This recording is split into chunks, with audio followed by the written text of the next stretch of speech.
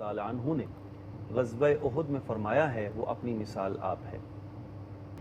آپ ملاحظہ فرما رہے ہیں کہ سامنے موت رقصاں ہے اور اپنے سے 4 گنا بڑا دشمن تمام تر سامان حرب و ضرب کے ساتھ مسلمانوں کے خون کا پیاسا بن کر ان پر ٹوٹ پڑا ہے۔ اس کے باوجود آپ کا اپنے محبوب کریم صلی اللہ تعالیٰ علیہ وآلہ وسلم کے فرمان مبارک پر کامل یقین اور اپنے تمام دوستوں کو اس طرف متوجہ رکھنے کا جو جذبہ ہے، یہ پوری امت مسلمہ کے لیے ایک نمونہ ہدایت ہے کہ حالات اور زمینی حقائق تمہارے کتنے بھی خلاف کیوں نہ ہوں اور دشمن چاروں طرف سے حملہ آور ہو کر تمہیں صفحہ ہستی سے مٹانے کی ناپاک کوشش لے کر کسی طریقے سے بھی آ جائے اور بچنے کی کوئی صورت بھی نظر نہ آئے، جی بالکل، اور تمہیں کسی طرف سے بھی معمولی سی بھی روشنی کی کوئی بھی کرن نظر نہ آ رہی ہو، تو پھر بھی اللہ کریم کی ذات پہ کامل یقین اور اپنے محبوب کریم صلی اللہ علیہ وسلم کے دامن کرم سے مکمل وابستگی، یہی تمہارے لیے ذریعہ نجات ہے۔ تمہیں نتائج کیسے بھی ملیں اور واقعات کیسے بھی ہوں اور اس کے رزلٹ تمہاری توقع کے مطابق ہوں یا نہ ہوں،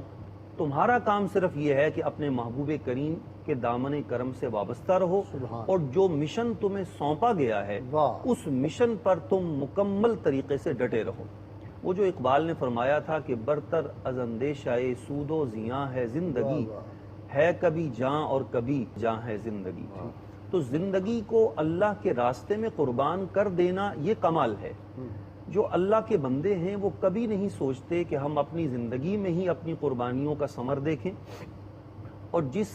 مشن کے لیے ہم چلے ہیں اس کے نتائج اور اس کے ثمرات ہماری زندگیوں میں ہی ہمیں نظر آئیں۔ نفع نقصان ان کے ہاں ہوتا ہی نہیں، وہ ان کی ڈکشنری میں نہیں ہوتا، کتاب زندگی سے خارج ہوتا ہے۔ ان کے سامنے صرف اور صرف اپنے محبوب حقیقی کے ساتھ جو کامل عہد ہے، جو بیعت ہے، جو ان کی لامحدود اطاعت ہے، جو آپ اکثر ذکر فرمایا کرتے ہیں، بس یہ چیز ان کے پیش نظر ہوتی اور پھر اس کے اثرات و نتائج اللہ کریم پوری دنیا کو عطا فرما دیتا ہے۔ حضرت سیدنا عبداللہ بن جبیر رضی اللہ تعالیٰ عنہ، آپ نے غزوہ احد میں جو بے مثال کارنامہ سر انجام دیا اور اس کی خاطر اپنی جان کی قربانی پیش کی ہے، یہ رہتی دنیا تک سب اہل اسلام کو یہ سبق سکھاتی رہے گی کہ تم نے ہر طرح کے نفع و نقصان کو چھوڑ کر اس سے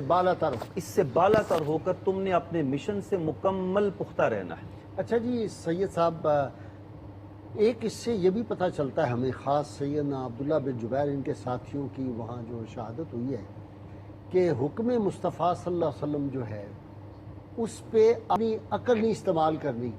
یا اس کے کوئی اپنی طرف سے کوئی مطالب نہیں، ہم نے تشریح اپنی مرضی کی نہیں کرنی۔ جو حکم ہو گیا اگر وہ واضح ہے تو اس کی تشریح میں بھی آپ نے کوئی غلط نہیں کرنی، وہ جو حکم ہے ہو بہو ان الفاظ پہ عمل کرنا ہے۔ اگر نہیں کریں گے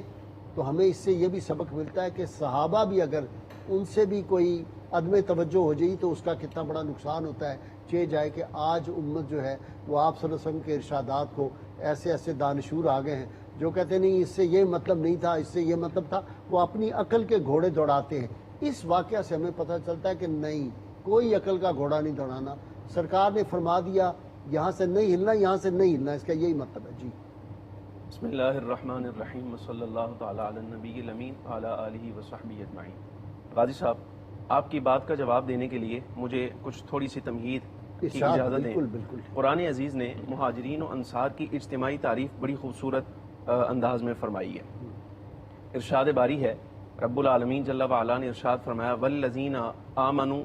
وہاجروا وجاہدوا فی سبیل اللہ والذین آووا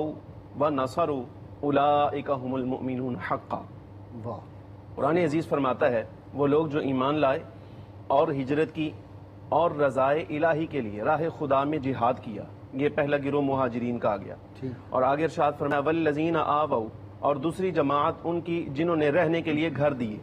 ونصروا، اور محبوب کریم علیہ السلام کی مدد کی۔ رب تعالیٰ فرماتا ہے اولئک هم المؤمنون حقا، یہی لوگ سچے ایمان والے ہیں۔ مہاجرین و انصار دونوں کی سرٹیفکیٹ مل گیا ان کو۔ لہم مغفرۃ ورزق کریم، اللہ تبارک و تعالیٰ کی طرف سے ان کے لیے مغفرت بھی ہے اور رزق کریم بھی ہے۔ پھر اسی طرح جس بات کی طرف آپ نے اشارہ فرمایا، یہ قیادت کی اطاعت کی اہمیت ہے۔ واہ، یہ جو سبحان اللہ، بے توجہی ہوئی، اس میں بہت ساری حکمتیں تھیں رب العالمین کی۔ ان میں سے ایک کی طرف آپ نے اشارہ کیا، اللہ تبارک و تعالی جل وعلا نے پھر واضح الفاظ کے اندر قرآن عزیز کی نص کی صورت میں اس کو ظاہر فرمایا، یا ایھا الذین آمنوا اطیعوا اللہ واطیعوا الرسول واولی الامر منکم، اے ایمان والو اللہ کی اطاعت کرو اور رسول کی اطاعت کرو، اور تم میں جو حکم والے ہیں یعنی جن کو اتھارٹی دی گئی ہے ان کی بھی اطاعت کرو۔ فَإِن تَنَازَعْتُمْ فِي شَيْءٍ، اگر تمہارا آپس میں اختلاف ہو جائے کسی معاملے میں، فَرُدُّوهُ إِلَى اللَّهِ وَالرَّسُولِ، اس معاملے کو اللہ اور اس کے رسول کی طرف لوٹاؤ۔ اب اس میں ہم دیکھتے ہیں جس وقت صحابہ کرام رضی اللہ تعالیٰ عنہم اجمعین حضور کے پیچھے گئے ہیں، یعنی چونکہ احد میں تو یہ افواہ بھی پھیل گئی نا کہ آقا دو عالم علیہ الصلوۃ والسلام کو شہادت ہو شہید کر گئی۔ دیا گیا، تو اس